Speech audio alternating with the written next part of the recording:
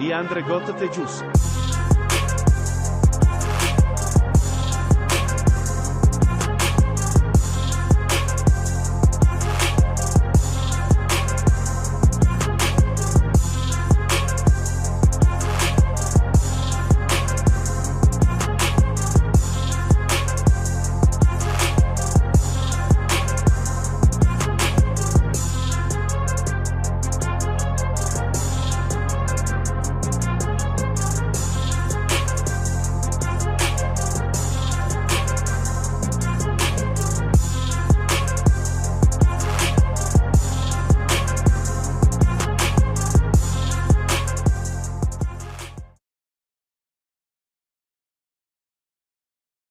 Glad you chose to stop by the channel today. Just wanted to give you an opportunity to really become a part of this community here at the Coach Smook Network. We like to call ourselves the AAA family. The AAA stands for authenticity above all. We just want to give you an opportunity to become a part of this community because we're growing and we're doing something special here as a fan base, not just for Alabama, but the fan community as a whole. We're creating an environment where it's safe to be yourself, be authentic, and meet people who share the same passion you share, whether it's for the same team or not. You simply start by just clicking the link provided to you by one of the moderators in the chat, or it'll be pinned to the top of the chat. Click that link. It'll bring you to my homepage. When you get to my homepage, make sure you hit the notification button and turn on all notifications. And each level has its perks. You can go through and read each perk. As we continue to grow, new perks will be added to each level. One thing we would like to highlight that all AAA members are greatly appreciated. It does not go unnoticed that you have taken time and hard-earned money to support this channel. If you really want to get interactive with the community and find out what's going on, think about joining our Discord family. This is where you can get into all the fan talk of the community, and also there are networking opportunities. Please be mindful that there are rules and that we expect everyone to treat everyone with respect. Also, if you're looking to partner with Coach Smook Network or sponsor, please hit us up at coachsmooknetwork@gmail.com and our staff will get back to you in a timely manner. I'm your boy Coach Smook of the Coach Smook Network, and I thank you for supporting this channel.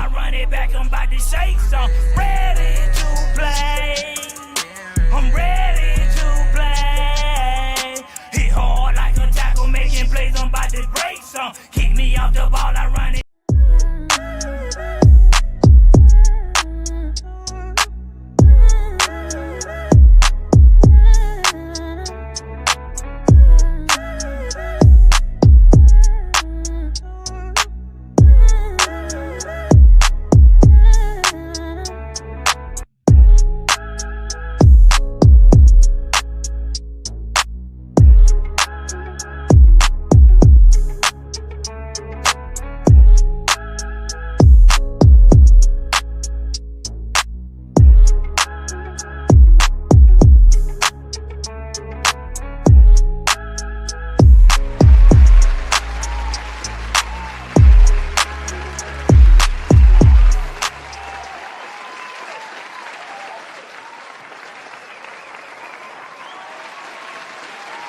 Yes, sir. Let's get it, baby.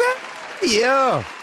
What's up, everybody? Good evening. Good evening. Good afternoon. It ain't evening yet. Good afternoon. All that good stuff, man. We here, y'all. We here. We here. We here. Yes, it's Friday. We done made it to another Friday. Another doggone Friday, man. Another blessed day, man. I'm glad to see y'all, man. Listen, y'all know the holiday times. We try to get as much live as we can. And y'all, I didn't want to enforce nothing this week. And I know y'all have been enjoying y'all holidays. We've been keeping in contact in the Discord. Some of you all have my personal number. We've checked in with each other. It's been a great holiday season. I've been truly blessed this holiday season. Can anybody else relate with that real quick before we get into any sports talk or anything about sports, anything?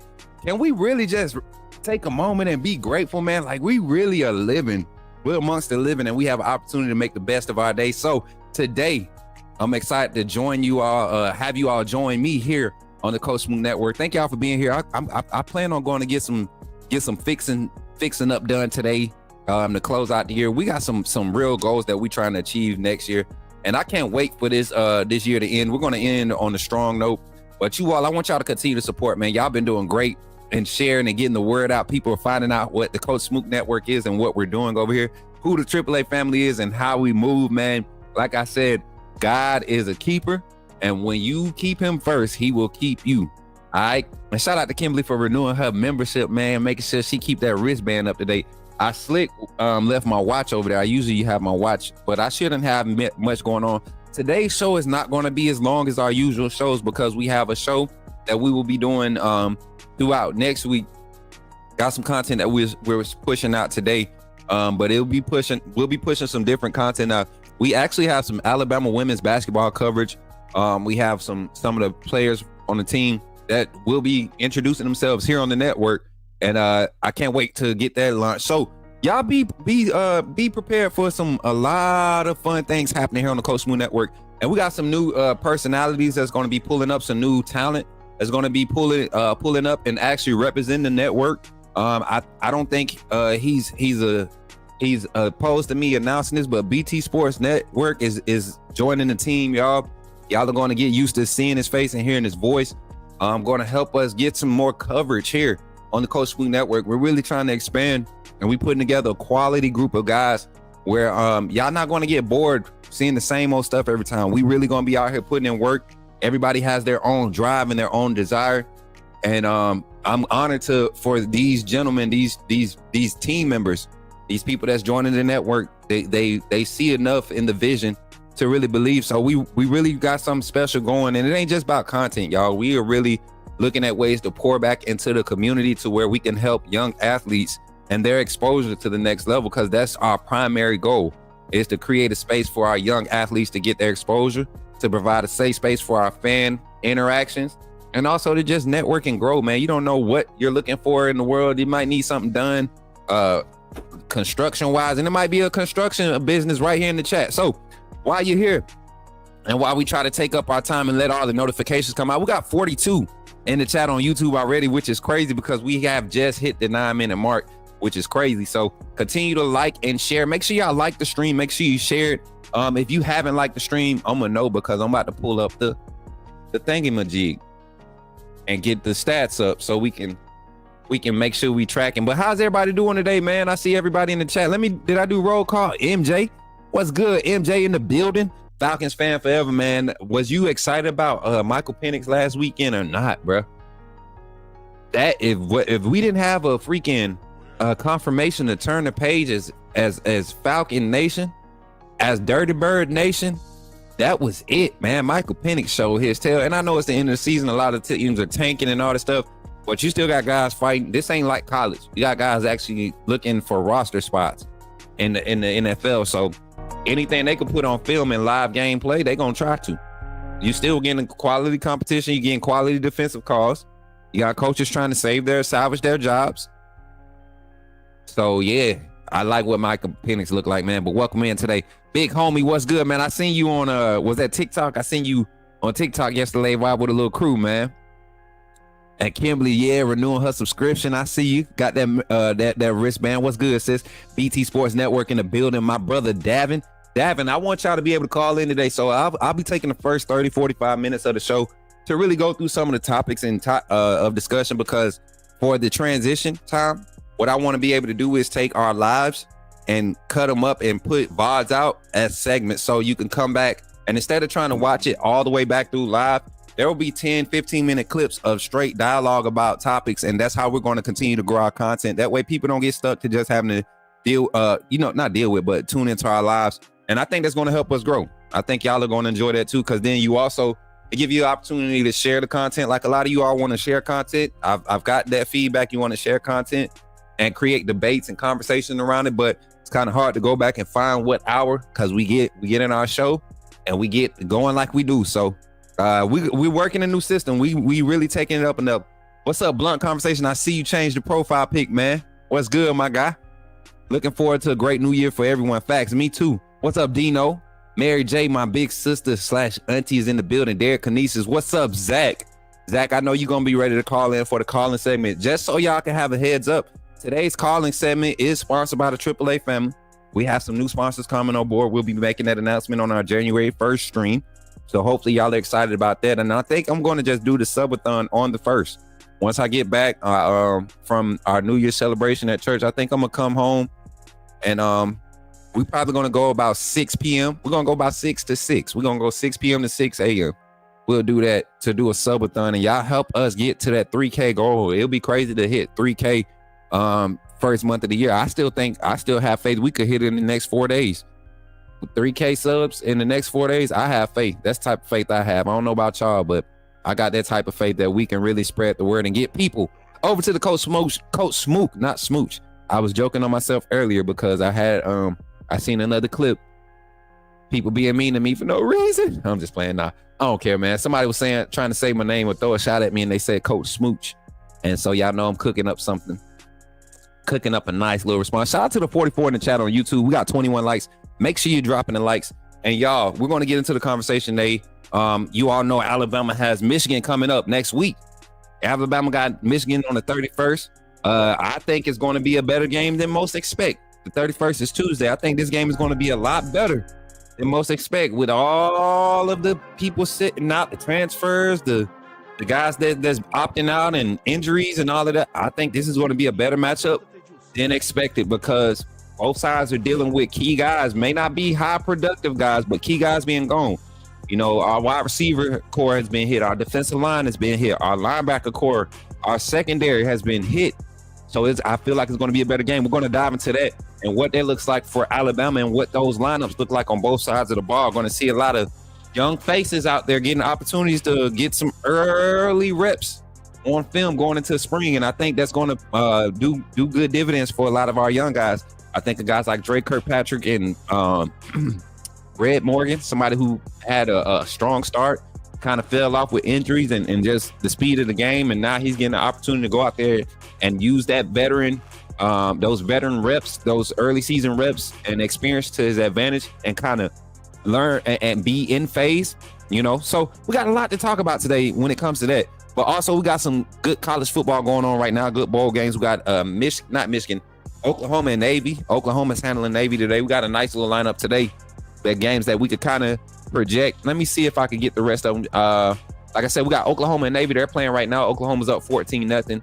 You got Georgia Tech and Vanderbilt. I think this is going to be a good game. You don't see a lot of opt-outs or transfers from those two schools because those are two programs that are really turning a corner as far as their competitive balance or how they compete, right?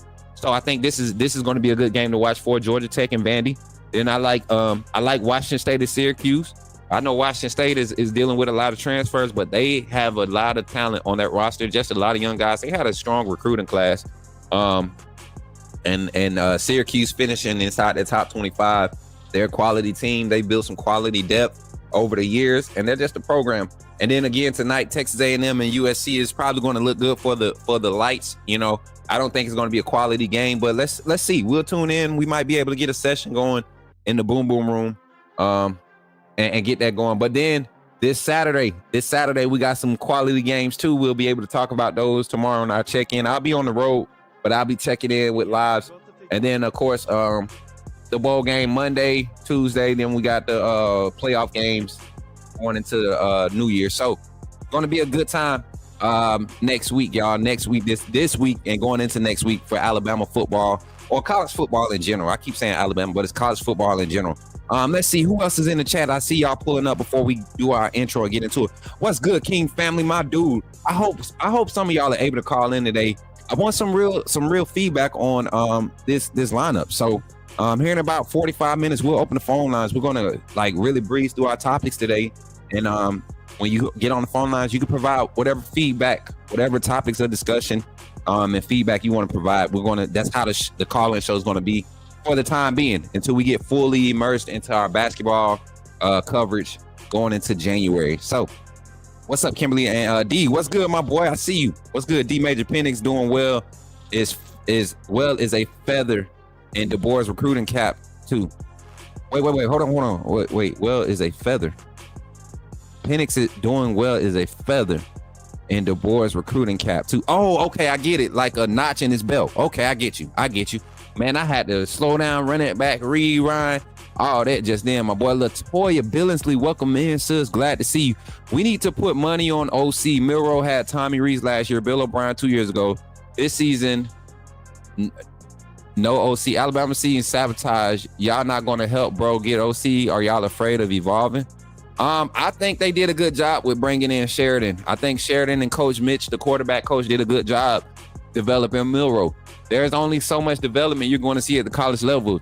You take where he started year one and where he ending this year, I think you see a sizable difference. Regardless of what the people want to say, every quarterback has shown inconsistencies throughout their career before they peak, right? I don't think Milroe's peak. I think he just needs to go to the next level.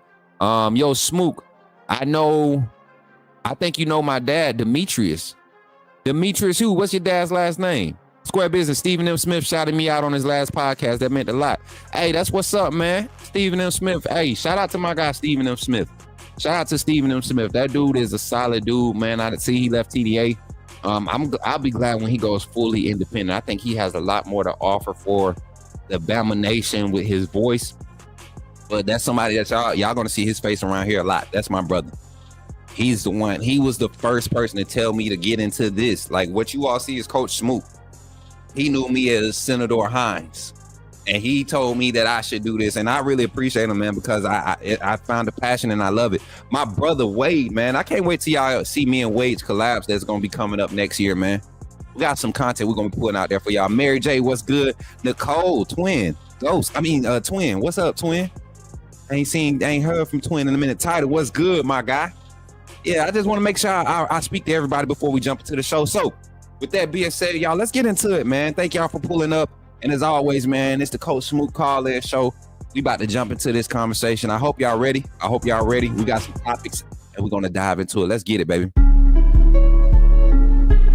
You're talking about Jalen Milroe and the Pips? The perfect weak side linebacker, right? Put him next to the mic. It's not going to take us a lot of time. But I want to say that I'm excited about what... Okay, forgive me, my brother. What's on your mind? Oh, I'm good. I'm just feel sorry for all the other content creators now that we have this mega star back in our presence.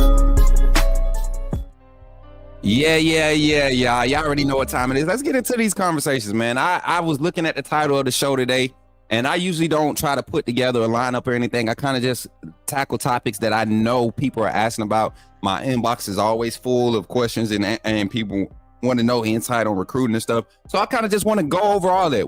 Y'all have had a week to go and watch everybody else stuff, get everybody opinions. I've been tuning into some people's stuff when it comes to the news and the reports coming from the camp. You know, with the team being gone, I haven't been in touch with a lot of people. It's bowl season. They traveling. They doing a lot of events.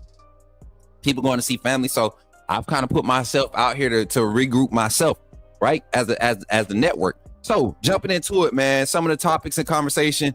Coach Kalen DeBoer, one of the things that stood out with this staff and everything that was being said going into the Christmas break before they, went on to see their families and do their holiday time. The job not being finished, the players, the coaches, that message echoed throughout the facility. And you can see it. It's kind of like we're in a phase of moving forward, but understanding that this season is not done yet. So I think we need to be excited as a fan base. And I see that happening amongst Twitter.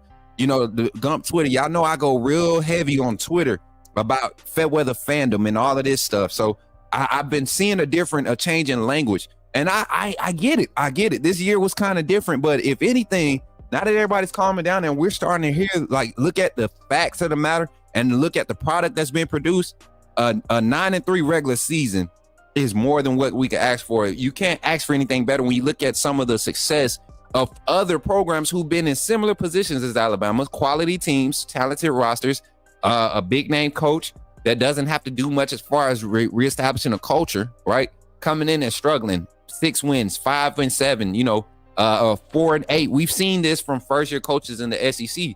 But not only did he come into the SEC, he came in against NIL. He came against transfer portal, restricted transfer portal window in his first 30 days on the job. So this is, 27 days on the job. He was so restricted, he was restricted with who he can go in the portal and accept to come into Alabama. So I think this staff from the jump was not at an advantage. The Alabama brand, the logo did not come with a Saban discount. Shout out to my Hall of Fame family on Twitter. Shout out to them. Let me see, and that's crazy. It just said we having issues streaming on Twitter. Let me see. Let's see. We might have to restart it on Twitter, y'all. Hold up. Let me. I gotta let my Twitter folks. I gotta let my Twitter people, because they be coming back with some solid feedback in the DMs, man, and quality topics too. We have a lot of quality in our community, man. I'm gonna say that we have a lot of quality in our community. I might have to back out real quick and come back in. Give me 2 seconds, y'all. Let me see. I might have to back out and come back in. Give me 2 seconds. I'll be right back. All right.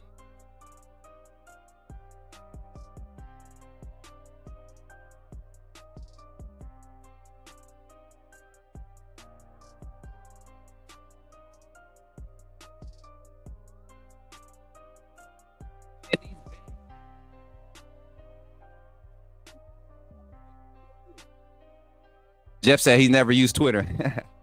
Hey, Twitter where it's at sometimes, man. But I tell you right this. Where were we? Oh yeah, we just talking about the state of like the mind of the job is not finished yet.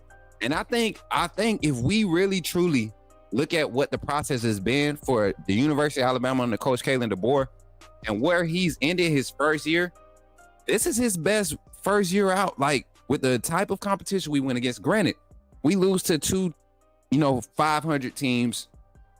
Like, granted, but these are not just 500 teams. You're talking about a quality team in Oklahoma who was battling a lot of injuries. They were going through a transition year. This is their first year in the SEC. It kind of lined up. They are at home. We weren't able to capitalize. We beat ourselves mostly that game against a team that should be respected. Same thing with Vanderbilt. Nobody came into this season thinking Vanderbilt's recruiting improvements, like we talked about before the season, and their culture, like we talked about before the season, would have this much of an impact. Nor did we count on Diego Pavio coming in and really stating his claim on the state of Alabama. Alabama and Auburn are like, all right. So we didn't count on that. And I want everybody also factor in this. You had to replace a whole coaching staff, all but 2 coaches. And these 2 coaches didn't have play calling responsibilities, nor did they have scheme responsibilities as far as developing scheme for your game plan. So you got to think. We had a tough year, and to be 9-3, you had more ranked wins than you had unranked losses. I want people to think about that. For all the fans, 2 bad losses, 3 bad losses.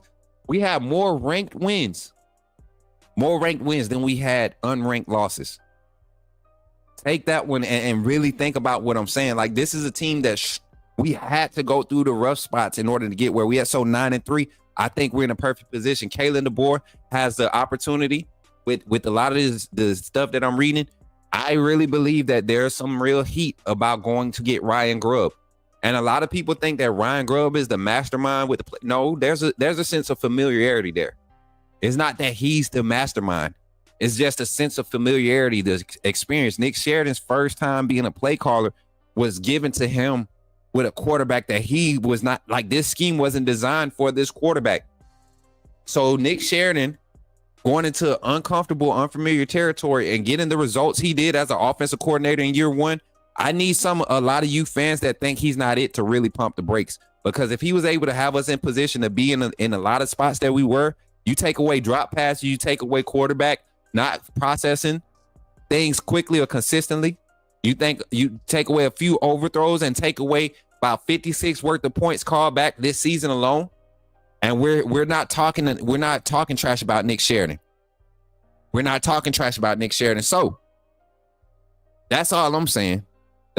Before we get into this fire coach, we're out of the regular season of year 1.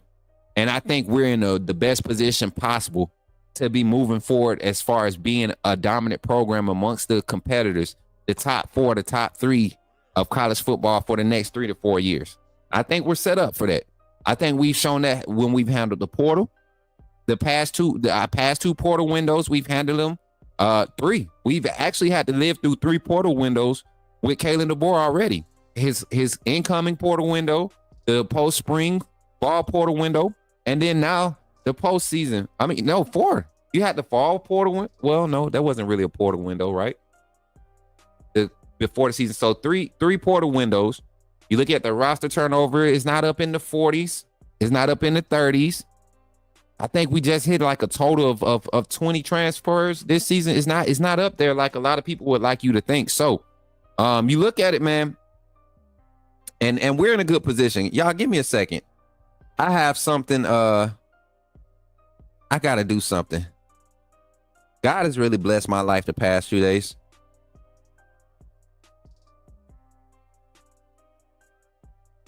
Hold on, y'all.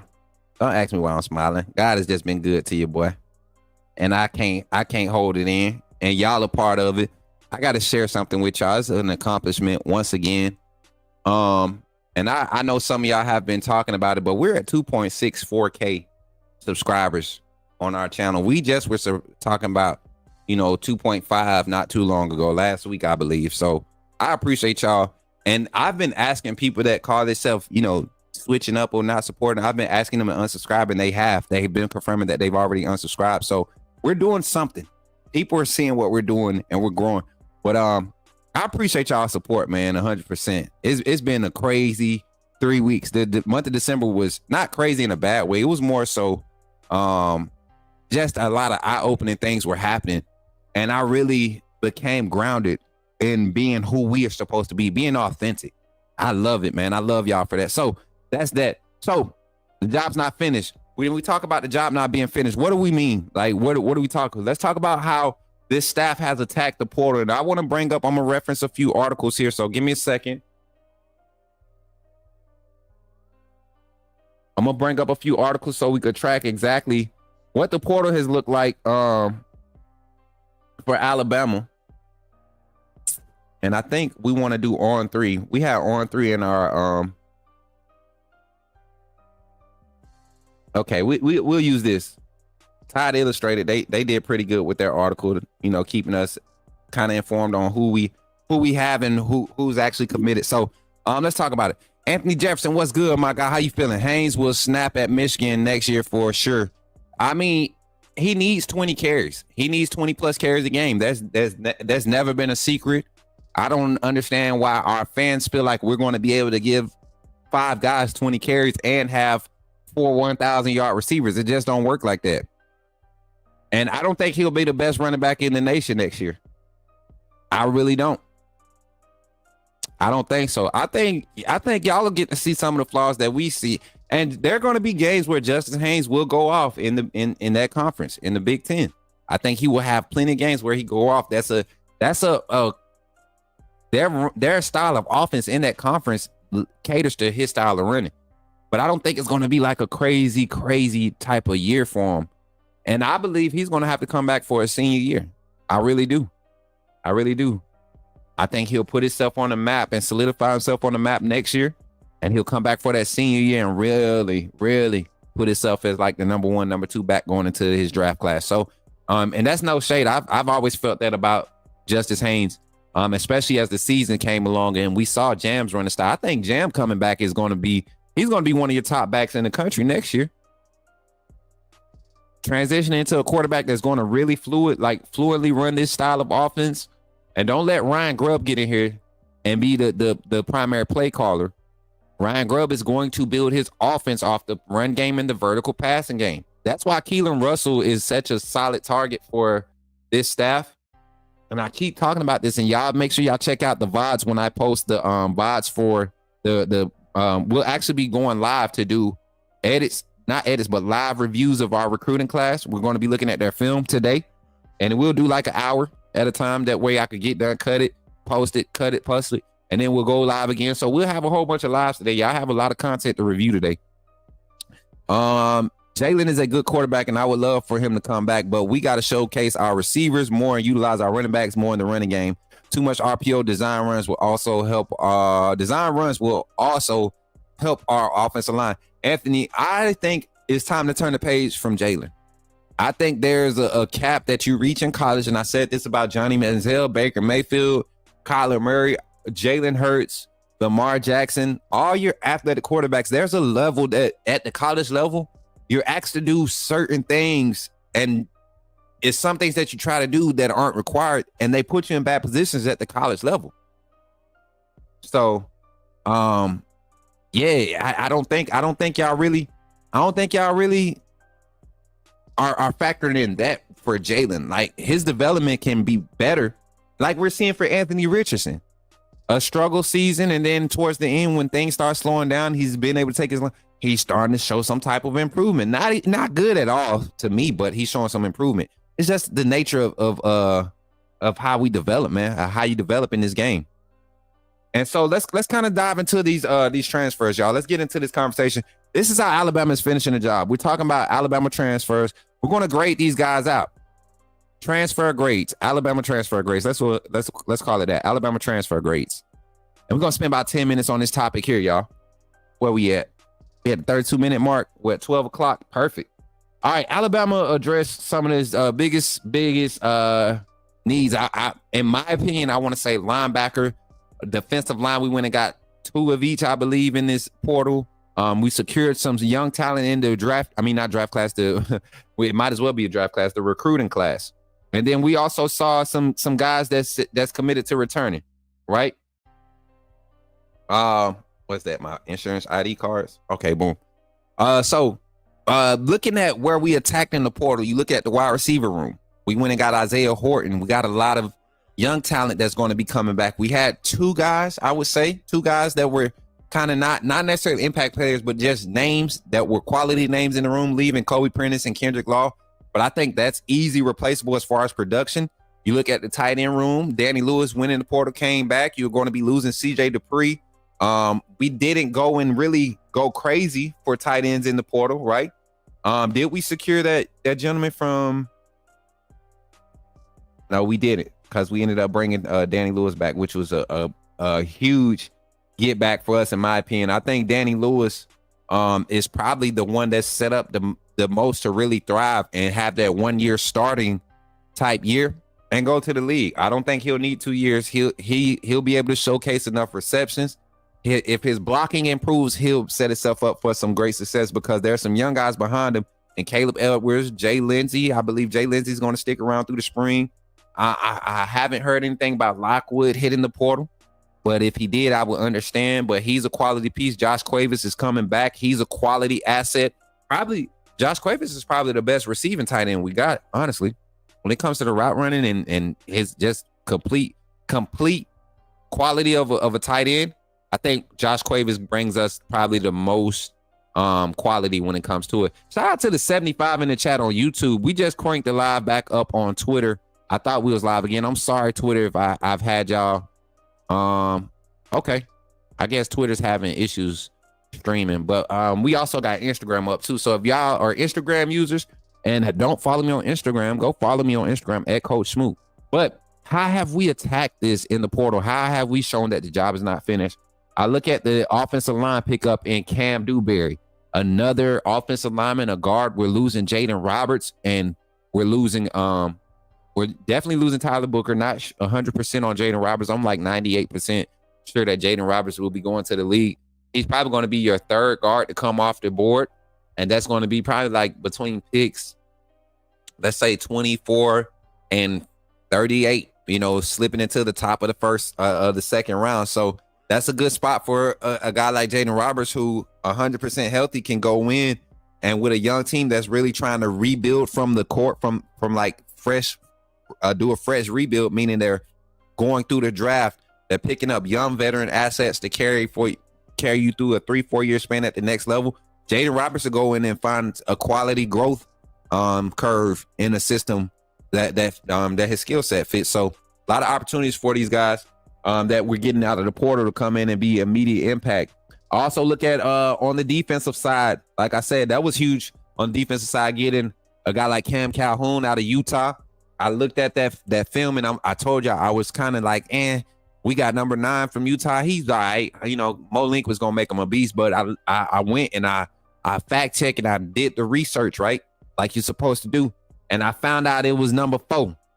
And when I say we got us a dog, don't mess around and let Damani Jackson decide to come back. We're gonna lose one of our young guys after the spring. If Damani Jackson comes back, We're going to lose one of our young guys in the spring, and it's rightfully so because Calhoun's not coming to sit. Calhoun's not coming to sit. He's a day one starter. To me, he's more prepared to thrive in his defensive scheme than Damani Jackson was. So I hope y'all excited about that transfer. But not just him. You know, we retaining some guys too right now that I'm excited about. Cam Howard came in at the beginning of the Kalen DeBoer transition. And I think he's going to be a safety that we need to keep our eyes on. I know we forget about him, you know, but he's one of them dudes, man. Let me get this lineup back up. Kelby Collins, the defensive end. A lot of people think he's coming in to play Wolf. Nope. Him and Keon Keeley will be a crazy rotation tandem. Y'all saw the rotation tandem we had with Q-Rob and Quay Russaw early in the season. Y'all saw how effective that was. It was almost as if you didn't there was no drop off. You saw a lot more experience plays happen with Q-Rob on the field. Well, as far as athleticism and impact, there was no drop off with that. So I see the same happening for a guy like Keon Keeley, who's probably going to be the leader at that bandit position. Even if LT Overton comes back, I think they have a lot of aspirations to slide LT Overton to interior position. I think he will see more effectiveness being able to shoot gaps and go against the slower guards and center, interior defensive lineman, and really use his natural strength. He got the size. And Kane Womack has a system. He's never ran a huge defensive tackle in the center of his defense, for more than 40% of his snaps. So I look at what we attacked in the portal. I'm excited. Kelby Collins is another bandit position that I think will come in and have some immediate impact. Nikai Green, we talked about him, the transfer from Colorado, the linebacker, middle linebacker. He's going to come in and bring some great experience. Not sure how he's going to beat out. I look at his skill set. Yeah, he brings experience, but I look at guys like Sterling Dixon, QB Reese, Justin Okoronkwo is one that I'm very excited about, and Justin Jefferson, I believe, is going to come back and is going to be your front runner for the green dot. So I look at just adding depth, competitive depth. It's a quality move by the staff once again. Isaiah Horton. Let's stay on the defensive side. Let me not get too far ahead. I think I handled all the defensive guys we've gotten out of the portal. Kelby Collins. Yeah, I think that's all we really need to tackle. We got some quality guys at each level. And these guys are going to be day one impact type guys. They're going to have the opportunity to impact day one. Now let's go to the offensive side, and the big name is Isaiah Horton. I know we talked about Cam Dewberry, the offensive lineman. I don't think he's a day one starter. I think he has an opportunity to come in and create some quality depth, learn the system. He got a lot of, mechanical things that I think he has to work on before he passes up the likes of, some of the guard play we have on roster. Casey Poe, Olis Alani, not just guard play, interior offensive line play, because they want you to come in and be able to play multiple positions on that offensive line. But you look at Rock Montgomery, you look at Olanine, Alice Olanine, what's the name? I can't never say his name. But you got Casey Poe, you got Sanders, who's listed as a guard, but he might play tackle this game coming up since Caden Proctor is out. You got and I'm thinking about my interior guys. I hate that I do this and forget names because all those guys are important.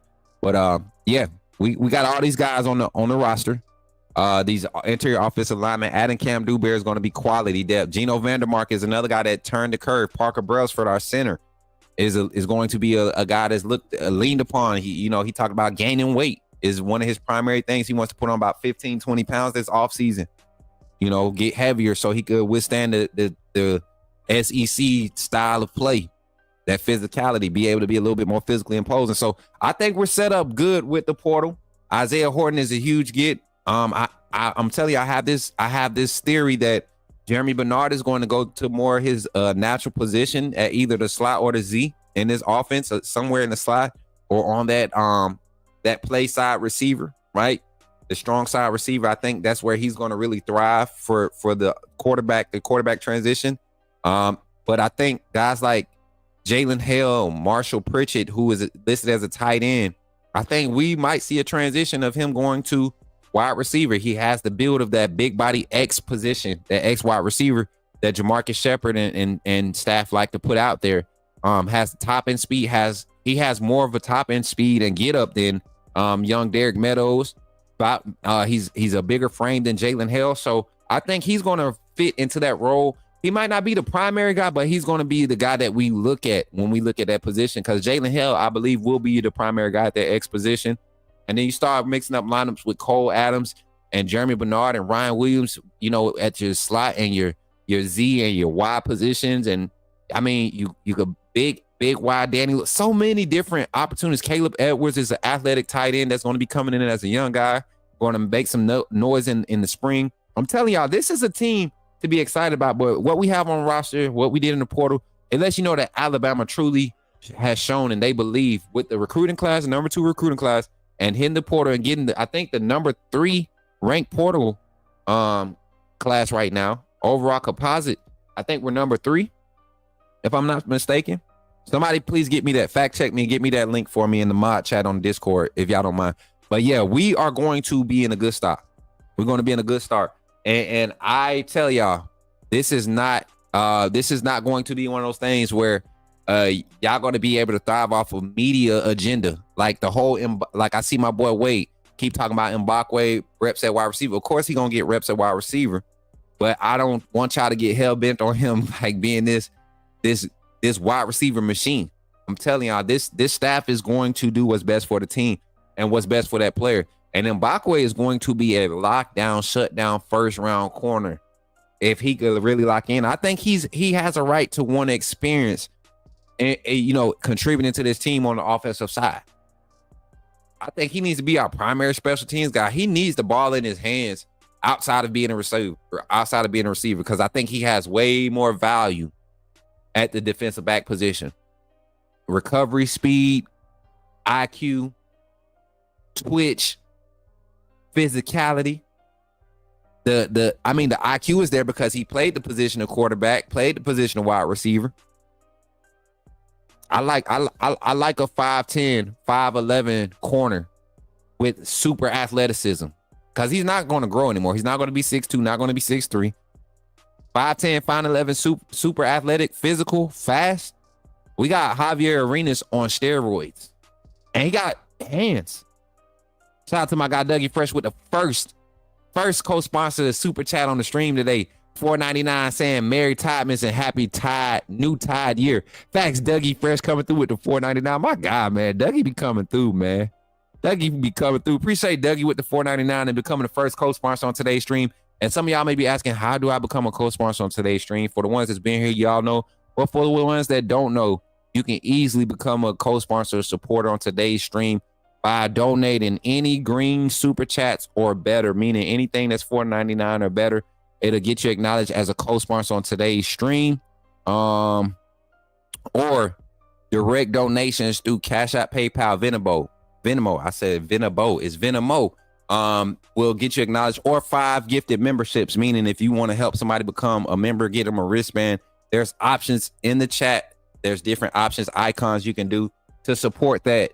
And let me see. I need to make sure I pay attention to the dashboard, because I be getting crazy notifications. And we have hit 41 likes on the stream. I appreciate y'all. Let's get this up to 50. Can we hit our 50 like goal? As you all know, I have just one goal every stream. We don't want to go backwards. We want to continue to move forward. We have 69 in the stream. Let's get up to 50 likes on the stream.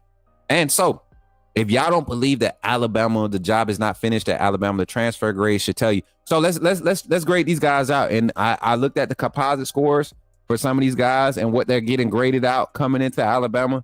And I'm gonna pull this up for reference. I'm gonna pull this up for reference. I'm gonna use On3's transfer portal tracker, right? Shout out On3. They keeping us. So let's just start as they come. Pause. Let's just give them the grades as they come. I look at the Hill Green, 6'1", 220, coming from Colorado, the 3-star coming into the portal as a 3-star transfer with a 90.99 composite score. So if y'all don't understand this, a 90 composite score, he's probably only a 3-star because he's a senior transfer. But a 90.99 score, that means what he does as far as what they evaluate in creating quality linebackers, inside linebacker play, what he's been able to put on, that's what they grade him out of. That's an A minus on some grade scales. I look at it a 90. Look at what we have on roster. If they're grading the Kai Hill a 90, we have a 92 on roster in Justin Jefferson. We have a few 89s, a few 87s in Sterling Dixon, Justin Okoronkwo, QB Reese. We got some young guys coming in, some 81s, 79s that's coming in that are young that you don't know what they're going to do at the college level, but you look at what they did at the high school level and they're 4-star, 5-star quality talent. Abdul Sanders. You got Justin Hill, who's probably going to play edge, but can't play the mic. Luke Metz, who's going to be in that interior linebacker room. So look at the quality of depth that we got there. Adding a guy like Nakai Hill-Green, that quality of grade, that rating. We know those don't mean nothing, but you can use them for reference. They usually tell you where to look. Looking at Isaiah Horton, the wide receiver out of Miami, another quality grade, a 91, another A minus grade.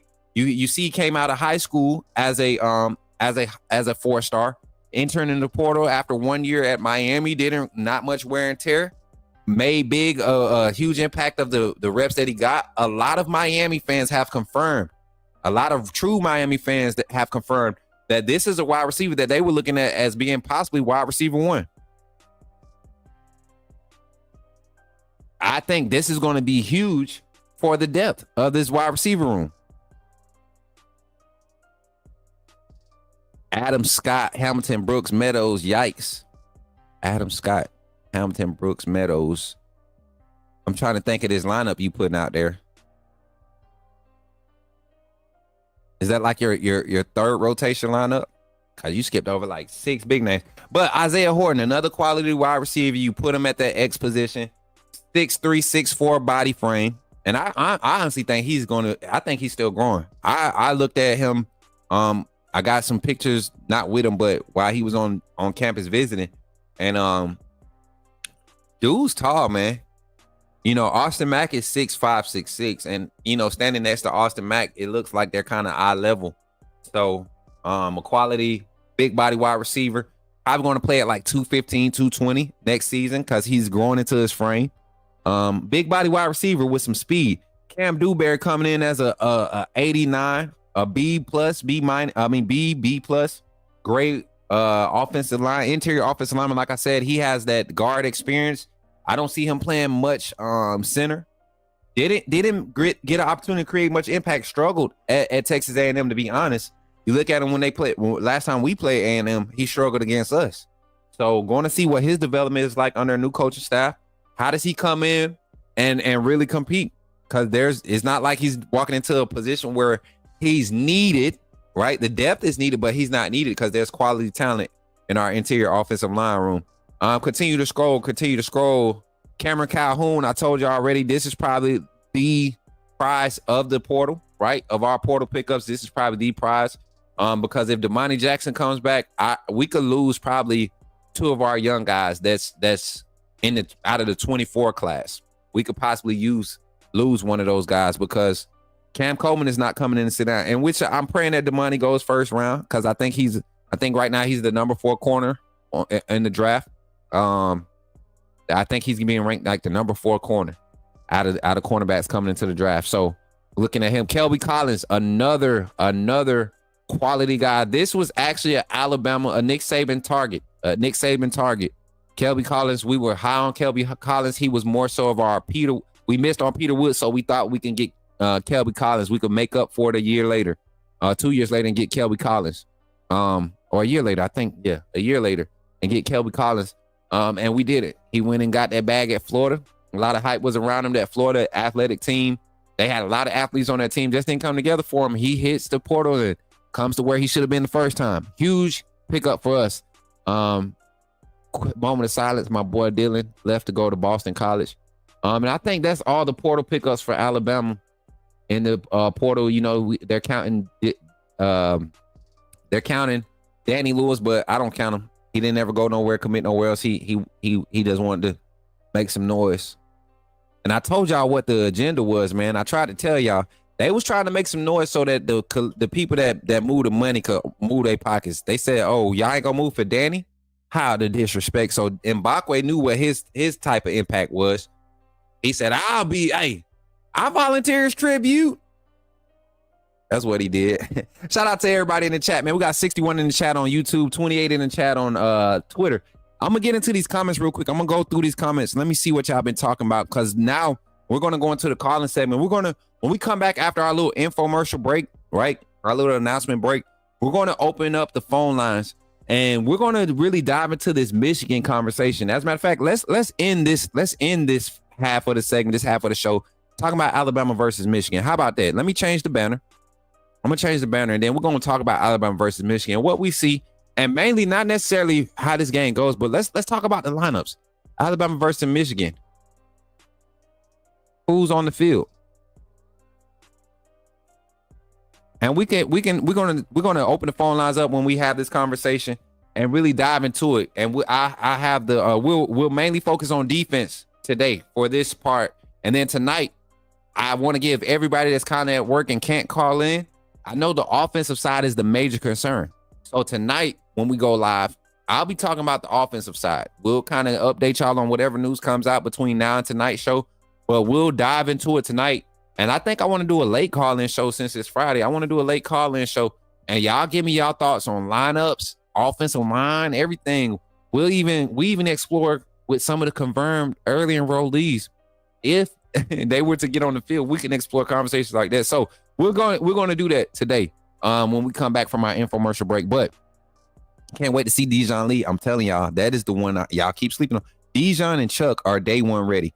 Nothing against Ivan Taylor. I think Ivan probably gonna have to, the technique is gonna have to be worked on. But I seen Mbakwe make crazy improvements under Coach Mo. I seen Drake Kirkpatrick make crazy improvements under Coach Hisler. So I'm not worried about any defensive back in this recruiting class. And we'll open up and talk about that too. Shep and DeBoer like those big wide receivers 100%. A big jump ball wide receiver. You saw how they made a doozy of a freaking first rounder. I'm telling y'all, this team is going to be loaded and stacked with talent on the offensive side. Maybe not a lot of proven people that we could say, oh, last year they did this, but I'm telling y'all, man, think about it. Says King Mack at safety, he shows out. I think King Mack is more of a rotational rover, husky type of safety. Nickel, dime, safety, corner, with whatever you want to call him. I think that's where King Mack is going to thrive. I've seen him seeing some characteristics being a one high safety or being in that two high look. He gets caught up in a lot of bad deciphering, and he's fast, but he puts himself in a lot of bad positions. And then it had a lot to do with learning a new scheme, learning a new language. But he does have the potential. I agree right there, Tink. And welcome in, Tink. Good to see you. I don't know what y'all did, but we got a notification. Are y'all trying to help complete a goal today? I got 30 seconds to accept this goal. Y'all want to try to help complete a goal today? Okay. That's an easy one. They're giving us 15. They're giving us 30 minutes to complete a goal. What's the question? Breakout player versus Michigan.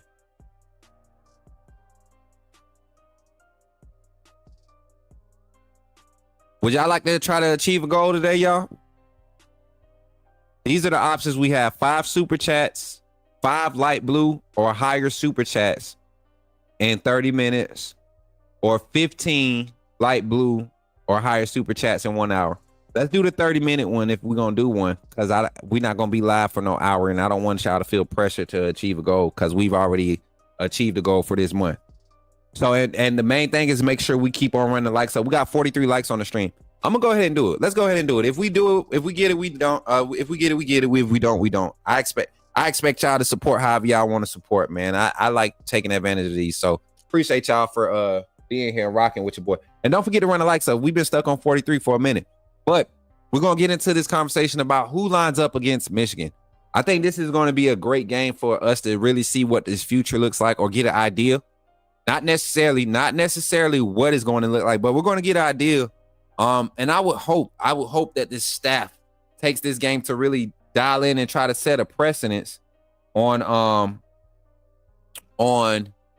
like how they want the mode of how they want to move going into next season. Meaning, like, if we're going to be a pass heavy team, let's go ahead and light it up and hand the ball off when we do have run action style plays, right? If we're going to be a team that's going to thrive off the quick screen. Let's see that. Let's see young athletes get opportunities to showcase what they were recruited to do. All right. And I really think we're positioned. We're set up to do that. And a lot of people are like, well, Jalen Miro can't do it. I believe, hot take. And I think I probably should stop the music for this one because y'all not gonna believe me. Y'all not gonna believe me when I say this. I'm gonna turn the music all the way out for this one. I believe this game, and y'all might think I'm crazy. And I've been calling for it for a few weeks if y'all been paying attention. If Jalen Miro struggles and we come to a state of stagnancy, right? If that's a term, and we come to a state of stagnancy while Miro is in the game first quarter, I think we see a passing of a torch and we finally see either Austin Mack or Ty Simpson get a real opportunity.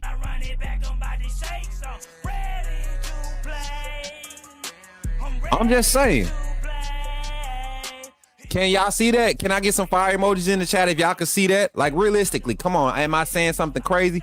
If y'all can see Ty Simpson getting an opportunity to get the reins passed to him and just kind of set a precedence going into this spring where I believe will probably be the hypest QB competition, most quality QB competition we've seen at the University of Alabama in probably about 4 years, 5 years, probably since Bryce was next up. So that's been about 4 years now.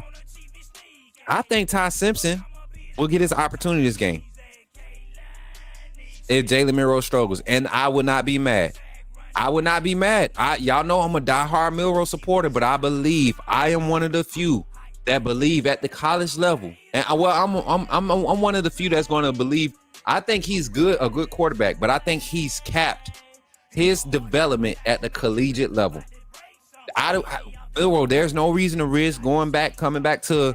You've already proved that you can grow from learning from different minds and go to the NFL where you can make the real money and have the real time to actually learn and grow. You're not pressured to be the starter. You get time to really develop. You get to pay for all this specialized training. You get to go and really, really hone in your craft at the next level. This is your opportunity to really go and be a great quarterback. In your college career, all the adversity that you came through, you have the right story. I need to be his advisor. Whoever is in this corner right now that hasn't come out and just made it plain that he's not coming back, they're doing the wrong thing. I think the best move for him is to say, hey, I feel like I've accomplished everything I could possibly accomplish at the collegiate level.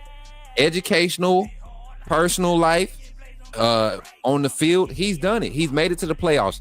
He's won a SEC championship.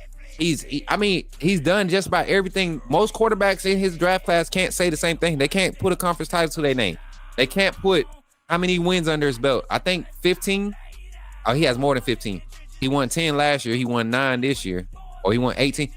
I think he only needs one more win to hit 20 wins. A lot of quarterbacks in his draft class don't have 20 wins.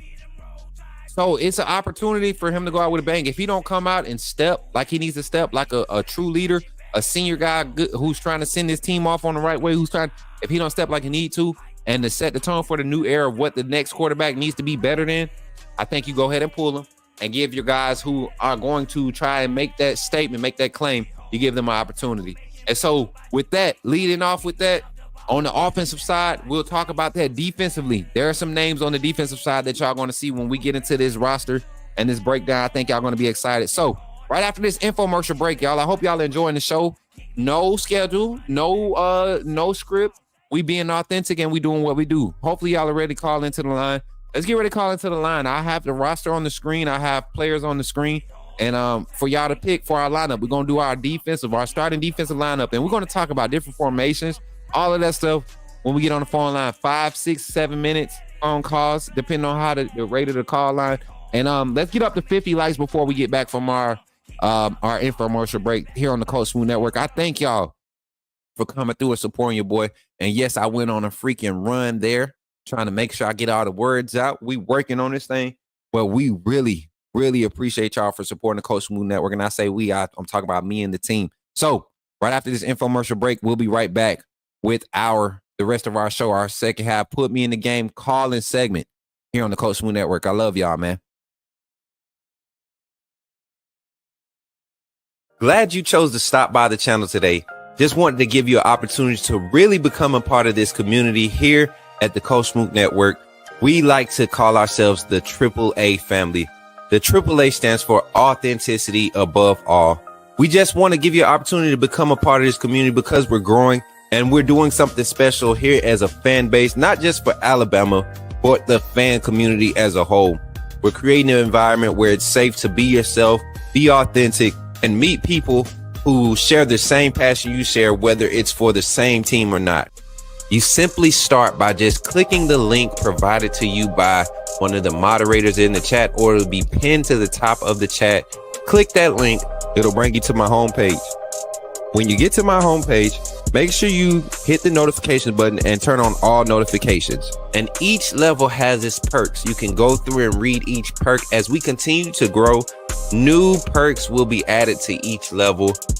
One thing we would like to highlight that all AAA members are greatly appreciated. It does not go unnoticed that you have taken time and hard-earned money to support this channel. If you really want to get interactive with the community and find out what's going on, think about joining our Discord family. This is where you can get into all the fan talk of the community, and also there are networking opportunities. Please be mindful that there are rules and that we expect everyone to treat everyone with respect. Also, if you're looking to partner with Coach Smook Network or sponsor, please hit us up at coachsmooknetwork@gmail.com and our staff will get back to you in a timely manner. I'm your boy Coach Smook of the Coach Smook Network, and I thank you for supporting this channel.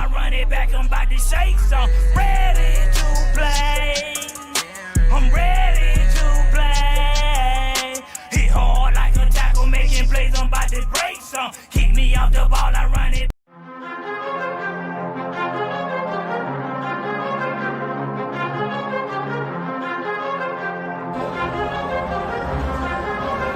Leandre Gota Tejus.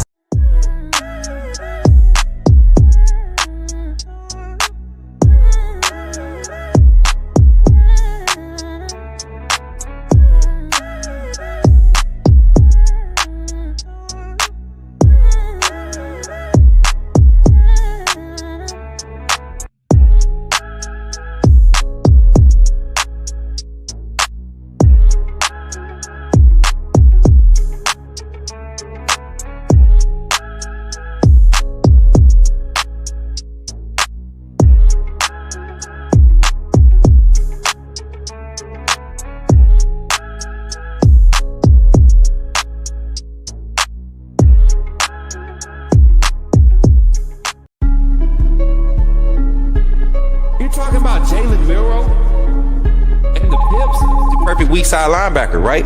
Put him next to the mic. It's not going to take us a lot of time, but I want to say that I'm excited about what. Okay, forgive me, my brother. What's on your mind? Oh, I'm good. I'm just still sorry for all the other content creators now that we have this mega star back in our presence.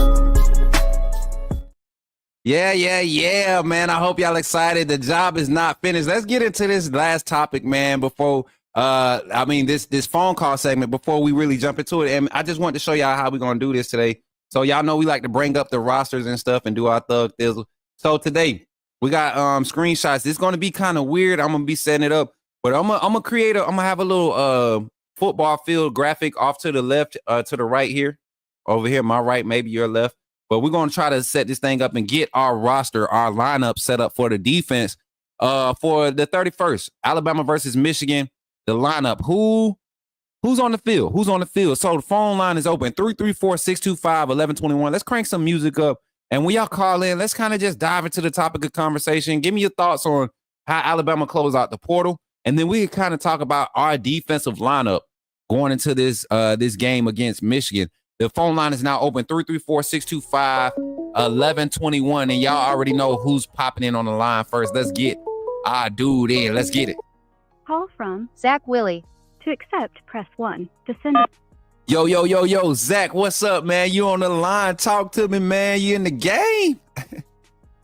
What's up, Coach Smook? Nothing much, man. How you feeling this morning, brother? Okay, been better, but it is what it is. I had to call in and do my thing. Okay, look, what you got for us today, man? Portal reviews and all that, man. Talk to me. What you thinking? I know we kind of talked earlier in the week, as the portal was closing, we were still kind of unsure what the Alabama would look like as the portal window closed. But the window has closed. We got our guys that we feel like we got what we needed. Looking at the roster coming back, we look good. Zach, give me your thoughts on it, man.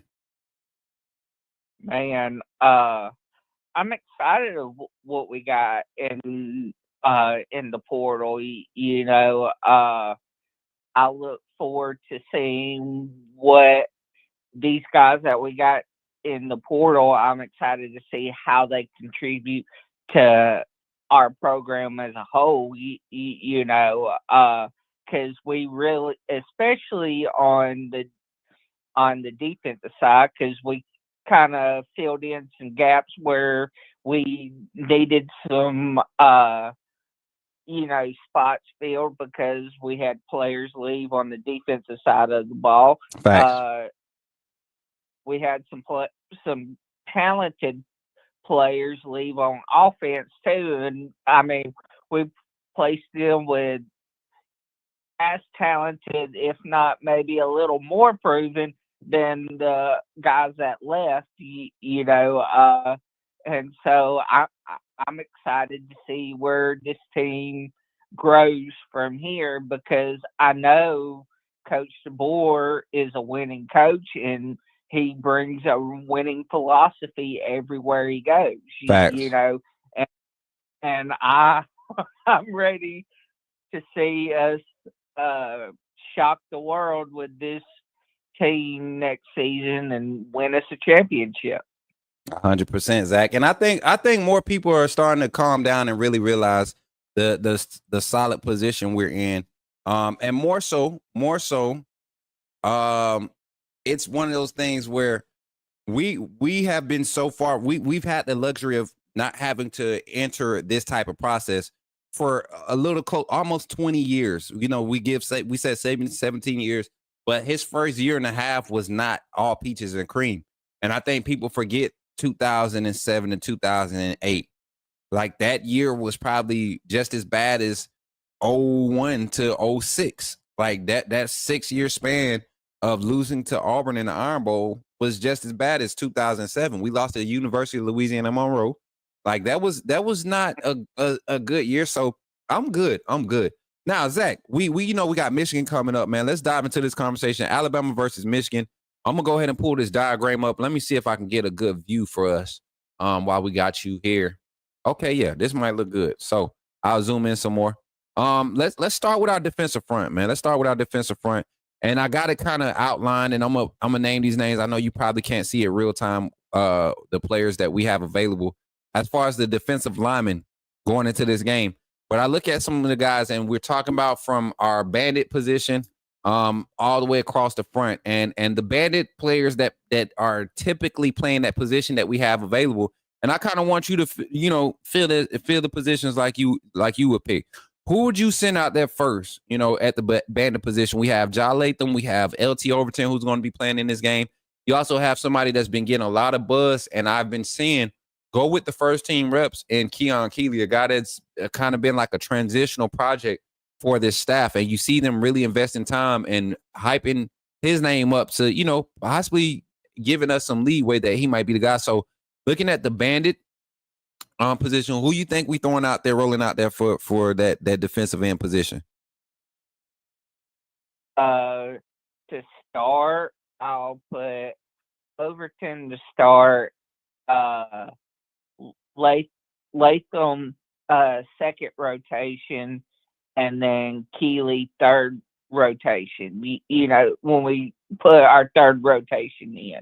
Okay. You know, and because you know how Kane Wom likes to do it this year. He rotates players in and out. You know where we need them, but to start, I give it to Overton. Okay. To start. So we got, and I think, okay, we got LT Overton starting at the Bandit. And I'm going to try to make these diagrams as we go along. So chat, y'all bear with me. What y'all see me looking down is because we really want y'all to get a good graphic of how this defense is possibly going to look going into this game, man. And it's to me, I think we're set up better than a lot want to believe, man. And it's more so on the standpoint of I can't see. I think I might have to zoom into it. It is what it is, but y'all know what that is. That's the Bandit. And I'm gonna have somebody. Listen, I asked y'all last show chat. Anybody trying to get on and learn the producing side of this, even if you just want to be able to get on and do the small things, screenshot, have graphics loaded on this right here. Let me know. We'll definitely get into that. And I'll get y'all trained up on that. But we got LT Overton at Bandit, and I'm gonna make this smaller just a little bit so we won't go crazy bleeding over into that area. All right, and then I'm gonna put these guys on the bench further over here. Move the sideline over. All right, so we got LT Overton at Bandit. Who you got lining up interior next to him at our defensive tackle position? I think Tim Keenan gets that start. I think we still roll Tim Keenan out, right? Going against Michigan.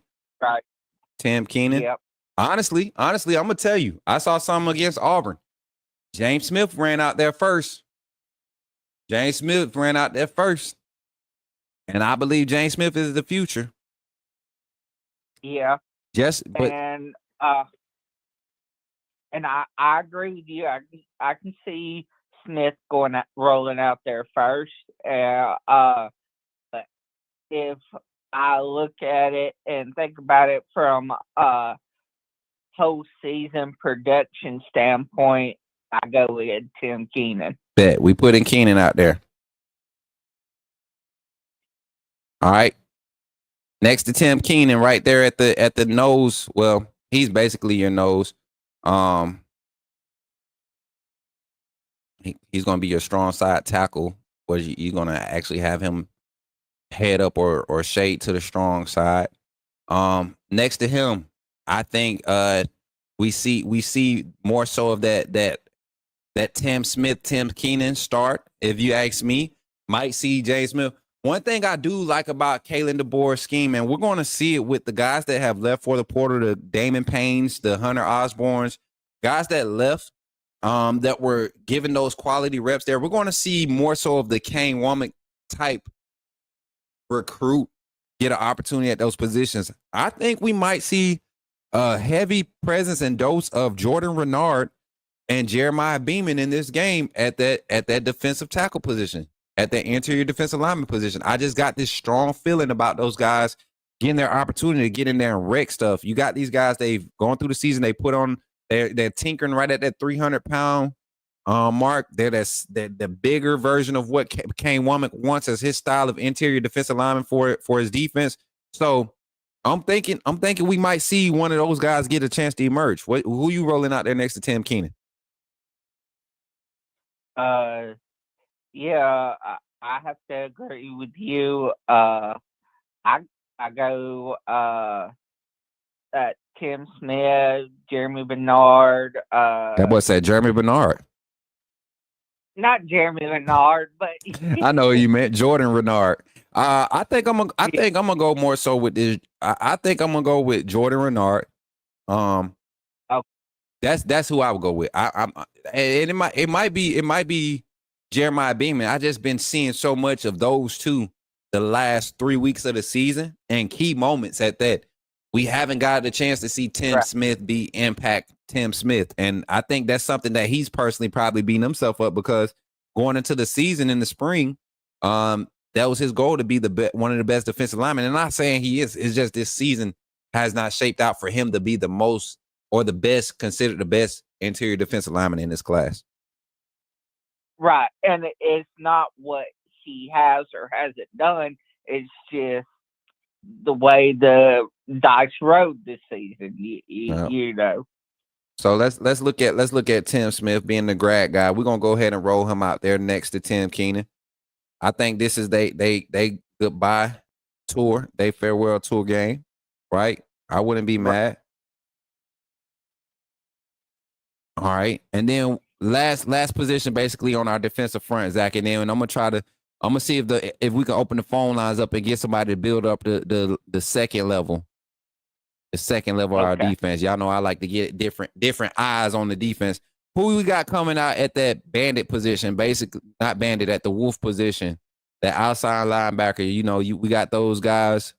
Quay Russaw. We got some young guys behind him. Yanzi Pierre.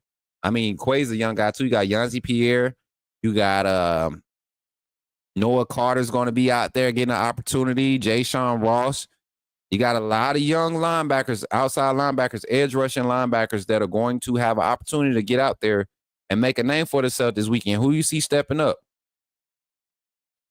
To get the start, I see Quay Russaw. That man. And I give him the edge to start because he has actual game time reps.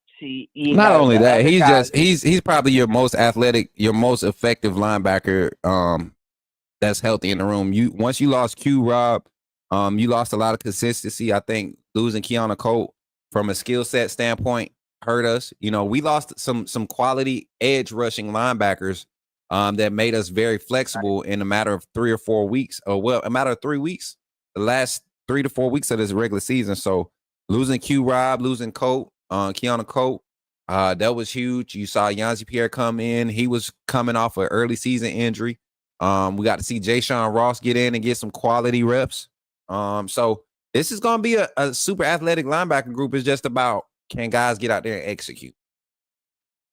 Right. And Quay Russaw, he's made, put himself in bad positions. Mm-hmm. Just any young player will learning the college game. Yeah. Each phase is different. High school's way different than college. Facts. And the NFL's different than college. There's always that learning curve every time you move up in competition, because you're going up again, especially in college and the NFL, you're going up against the best players, in the country week after week, and so it's difficult to learn that, and it's difficult transitioning into that as a young player.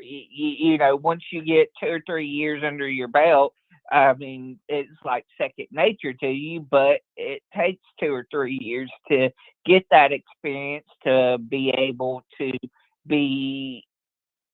perform on a consistent basis. Facts. Well, Zach, here goes your starting D line for Alabama versus Michigan, and everybody, this is Zach's starting D line, and I think this is a pretty solid one. I think this is a good roll the first 4 out. That 4-man front. Not necessarily a D-line front or 4-man front, is just the personnel and the alignment of it forces us to call it a 4-2-5. Is really 3 defensive linemen and a linebacker. You got LT Overton at your bandit. You're going to have your Tim Keenan at your nose, and then you're going to have your Tim Smith at your D tackle, and then Quay Russaw as your wolf / edge / defensive end, weak side defensive end. So solid little lineup right there, Zach. I'm rocking with it. Chat, y'all rocking with it? Scale of 1 to 10, how y'all rocking with that first 4? Zach, final thoughts so we can open this phone line up and get somebody to throw our next level, our 3 linebackers and our rover out there, our husky out there. Okay. Yeah. I'm excited for this defensive front. I'm excited for us to eat this game, because it's that revenge game, and you know how Alabama is in revenge games.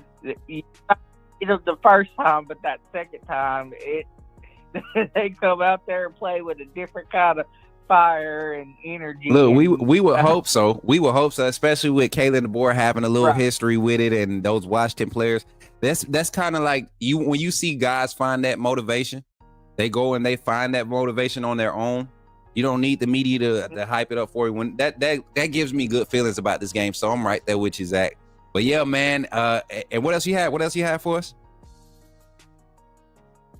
Row Tide AAA family, Row Tide Coach Smook. Appreciate you, especially this last 7-8 months. Man, it has been a roller coaster ride that I never expected. I appreciate you bringing me on the ride, and I'm glad to be rocking with you going into 2025. I'm excited for all the things to come this next year for the channel, and I'm going to be standing 10 toes down with you, Coach. I appreciate you, my brother Zach, man. And you know, I'm gonna always let you know, bro. You've been more than good to this network, man. You brought a different aspect. You've created a new lane for people to really be involved in our community. And I think it's really, you have played a intricate part in how this is thriving. So I appreciate you, man. And Roll Tide, enjoy the rest of your day. And look, if we don't have you on the phone line before New Year's, I'm pretty sure we will, because Alabama plays on that day. And you know what, guys? On the 31st, I probably won't do a show like this, but I will have my equipment with me. I've run into some good people in the past few weeks, man, and they've become a steady, consistent like motivation and people that's been keeping me focused with all the changes going on around me in regards to the network and people changing. So they've been more so not trying to control me, but been really encouraging to really rely on what I know God gave me to be, man, and then gave me to do. And it's been solid, man. So y'all gonna see a lot more quality when it comes to the content that we're putting out. Not just content, but quality, because we're in a good space and we're surrounded by great people like Zach. So Zach, Roll Tide, my guy, and we'll catch up, my boy. All right. Yes, sir. My boy Zach, man. Hey, so call in, y'all. 334-625-1121. The phone line is open again. 334-625-1121. Give me the rest of this lineup, man. Give me the rest of this lineup. I want to give everybody else a chance. I know Zach could have walked us through it, but he want to give y'all a chance too. 334-625-1121. Go ahead and call in. Share your thoughts. Give me this lineup, man. We working on the inside linebacker, the weak side linebacker, and then we're gonna put our husky out there. And then I want one of my DB, or you could call in. You can give me the 4 DBs you want on the field. You can give me the 4. Well, you know what? We did the 4. We're gonna do it the 2. Give me your 2 linebackers you want on the field. Let's give me your 2 linebackers you want on the field, and we'll talk about it. 334-625. I'm looking at this game and I'm looking at what we have available just to kind of discuss it while we wait for somebody to call in. Let me pull my linebackers up and I'm gonna pull this back on the screen so y'all can see what we got available going to this game. We actually got a call on the line. Let's get this on the line. Let's see. Call from Fear of Flying Recording. To accept, press 1. Yo, what's up? You in the game with Coach Smook? Say your name. Big homie 334. Big homie, what's good, man? Welcome to the line, bro. You in the game? Talk to me, dog. What up, Smook? That much, man. Glad to have you on, man. Hey, if y'all didn't know, Big Homie, one of the background guys. So if y'all ever hear Big Homie on the line, y'all know what time it is. Talk to me, Big Homie. Yeah, I like that D line he put together. I think for the middle linebackers, right, you got to go with Campbell and Jefferson for sure. Now I'm gonna open this conversation up a little bit more because that was kind of like the foregone obvious, knowing that Campbell was coming back. We kind of knew what that inside linebacker room was going to look like. But we know that we've seen Kane Womack go as far as 4 or 5 man rotation early in the season with the mode of this game and what this game is turning into. What does that rotation look like past those two? Like, who's first up? Who's the guy you seeing probably getting the heavy reps that Jahad Campbell's not going to be able to play? Like, I don't think they're going to really allow him to play more. They got a lot of these senior guys on the rep count. It's been already verified and noted that a lot of these senior guys, these veteran guys, are going to be on a snap count or a rep count, and a lot of these young guys are going to get opportunities. So who you see rolling out there, bro? Past those guys. Definitely number 41. What is his name? Rico? Justin Orinko. I'm I putting that one. See him coming. Big homie, you know I'm putting that one on the bulletin, bro. He done gave the German a whole Hispanic name, Enrico. All right, Justin Enrico. But nah, Justin Okoronkro. Justin O, you know, everybody call him Justin O. I like that pick, man. I think I wasn't even gonna put Campbell up here. When they was talking about, you know, guys opting out. I knew he wouldn't opt out, but I want people to see a visual of how much talent we really have in that inside linebacker room. Justin O is a dog, man. So I'm right there with you. First up for off that inside linebacker room, Justin O. Then who follows him up as I get this roster set up the right way? I would say now Caden Jones is healthy again. So he might play too then, because he's a good coverage linebacker also. Mm-hmm. I want to see Sterling Dixon, but I'm not sure he'll get that. He might get reps, but he ain't gonna get that many reps. So I know in the Auburn game, those two were side by side in that Auburn game when we started rotating the second group guys in.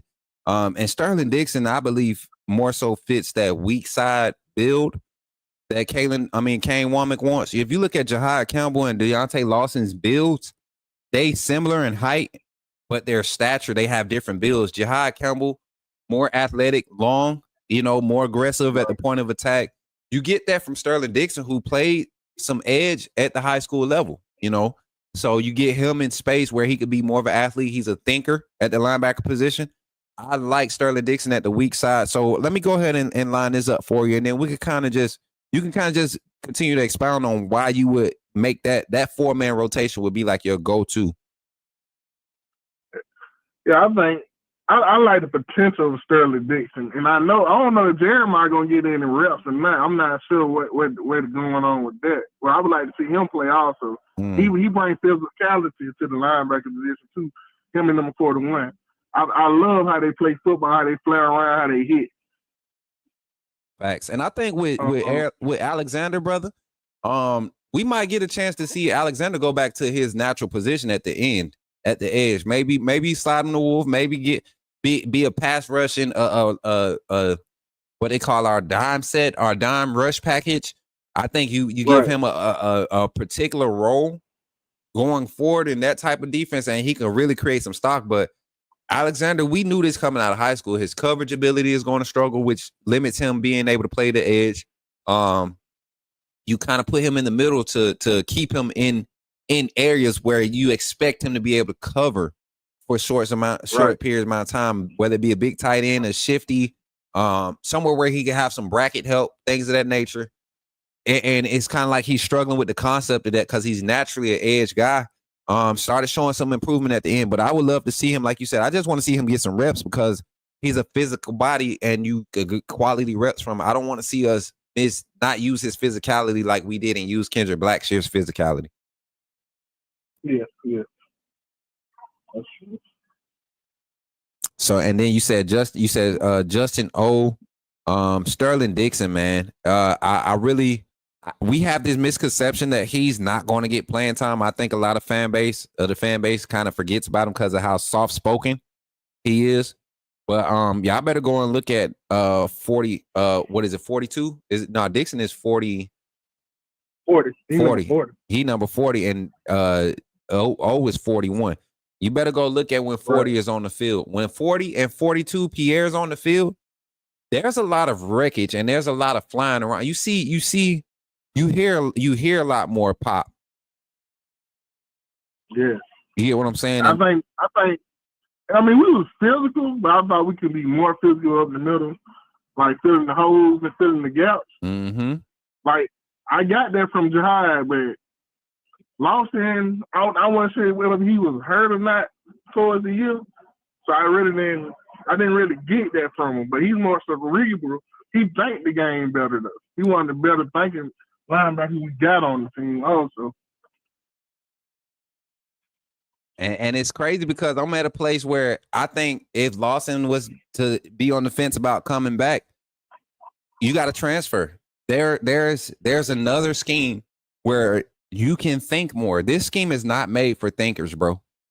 This scheme, I agree. it can't. And people might laugh when I say that, or kind of look at me when I'm stupid when I say that. But I think this is a dumb athlete scheme. And I'm not insulting any athlete that thrives in a scheme, but if you want a simplified defensive scheme that allows you to go out there and really be not boxed in, but be in a lane to where you're going to thrive and be able to showcase your skill sets, your speed, your ability to shoot gaps as a defensive lineman, your IQ of dissecting plays early, your eye discipline as a linebacker, your read and react ability as a secondary guy who's not going to be put in a lot of positions where you're going to have to play switch offs and stack layers and all this stuff and decipher that. Your assignments are key because the pre-snap is where Kane Womack wants to give you a look. He wants to give you a secondary. He wants you to make you second guess your look. It's not post-snap. He's going to show you pre-snap. One thing pre-snap. He's not switching up much pro-snap stuff. He's very intricate in the, disguising things pre-snap. So I like my dumb athletes to come into those schemes and say, hey, before the snap, show 3. But when you hear the cadence, start backing out into soft man. Yeah, and that's what it is for these boys. You saw Xavier Brown, Keon Sapp, all those guys benefit from this style. So yeah, I think we're gonna be good though going forward though. Me too, man. Got guys that been in the system a whole year now, so yeah, definitely we'll be very improved on defense. Facts, and I'm looking at the development of our young guys, the young guys from the 24 class this year. You got guys like I'm talking about Drake Kirkpatrick, Cam Howard, both first years in the system, both first years on the collegiate level, really getting some type of, high level evaluation, I guess you could say, because Cam Howard coming from Charlotte really didn't get pushed out there to develop, comes over and he starts being an impact. You see Drake Kirkpatrick name getting thrown out there as a guy that can really get some opportunities at the Husky position this game coming up. So I'm looking at it, man, and we're pretty set at the linebacker position. Justin O, Sterling Dixon, maybe QB Reese gets out here and gets some quality reps. I'm excited about his development. I think he's another. Oh, y'all, I forgot about him. Exactly. I forgot all about him. You get what I'm saying? So many guys, bro. So many guys, and we got to sit and wait to see how it plays off and watch the nature of this game be what it is. It's just so much talent on the roster, man. You're not going to be able to see the best form of everybody, and not everybody's going to stick around. So a guy like QB Reese, I pray he sticks around and takes on that extra year. I think he could really figure it out going into his second year and be an impact, kind of like, who was that? Dylan Moses going into his sophomore year, freshman year going into sophomore year. You remember all the hype around him freshman year, then sophomore year, finally figured it out. Then the injuries kind of hurt him. He took that step. He took that step, a big step his sophomore year. Yeah, man. I remember that. Yeah, so I see the same thing happen for QB Reese. You see his impact on special teams. I think he's just a super athletic, smart guy too. We got another version of QB Reese in this 25 class in Abdul Sanders out of modern day. Another, you look at him, he looks like an Alabama linebacker. He looks like the guy you want in the middle of your defense. So. Yeah, I like he sideline and he a thumper. So yeah, I'm looking forward to seeing him and Metz. Oh my God, I can't wait to see those two right there. Man, I cannot wait to see those two there. Luke Metz is the one, man. I'm telling y'all, Metz is going to sit quietly and wait his turn because he's going to be another impact, like show up guy, next man up guy, like Bray Hubbard was. Bray Hubbard showed you what putting your head down and getting to work gets you. He showed you that. Yeah, he so slept on. I said, man, we got us. He went now. Like, man, we got Bray. We still got Bray Susan. Bray gonna be good. Bray gonna play within that system. Hey, so check and this he got out. Good ball skills. So check this out. 334. Since you on and we done went basically about to come up on the end of the show. Let's do our secondary. Our starting secondary. We know we're gonna be without Malachi. We're gonna be without Keon Sapp, Devontae Smith. Who else is left in secondary? I'm gonna say. Well, we know the corner's gonna be. We got the money and we got Xavier, right? Number two. With number two. Xavier, right? Hold on, let me get this. Let me get this back on there. Let me get this. I want to say Red. I think they might get Red some burn too. You think so? I think Red might get a little burn. I think they're gonna like kind of swap him out, him and Matt. Yeah, I think we'll see. I was about to say, I think we see a quality split early on in this game with him and Mac, and I think a guy like Dre Kirkpatrick could be their relief. At that Husky, I think those are Husky type players. You don't let guys like Red travel with your. You don't let him play a strong slot. You don't put him on your strong slot. No, not at all. You want him supporting the strong side, run support, look, and that's it. You want him behind you. You want wherever the bandit is, that's the side you want Red Morgan on. Exactly. Exactly. So we got Damani Jackson at corner. Let me put Xavier Brown at the other corner, and then we'll start dissecting the other defensive back positions. Where did I put all the DB cutouts? Because we limited at defensive back. Like as much depth as we built, we're limited as far as the experience at the defensive back position going into this game. So I think right now we, like you said, both boundary corner, we got the ISO side, Damani and Xavier. I think they're going to stay right where they are, barring any injuries and things of that nature. So we got those set up for you. All right, let's go to Xavier's side. Let's go to their rover side where Malachi would usually be primary for that position. Who do we see coming in and playing that rover side?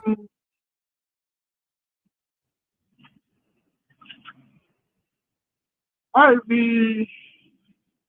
feeling Mbakwe.